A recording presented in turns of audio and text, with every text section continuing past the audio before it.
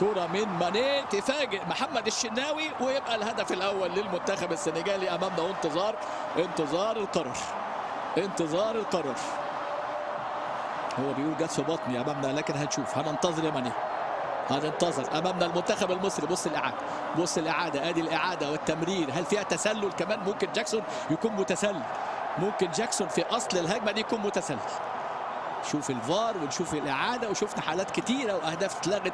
ادي الكره المسدده وادي ترتطم امامنا هنا. والله فيها كلام. الكره دي امامنا هو القرار ايه؟ هل فيها تسلل على جاكسون من البدايه؟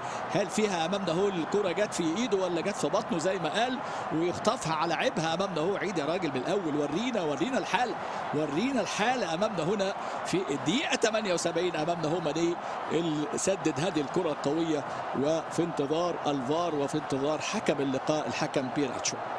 لسه هنشوف الفار، شوف الفار الموجود فيه على مستوى الفار. الطاقم التحكيم امامنا هو في انتظار القرار. ادي ماني، ادي ياسر ابراهيم.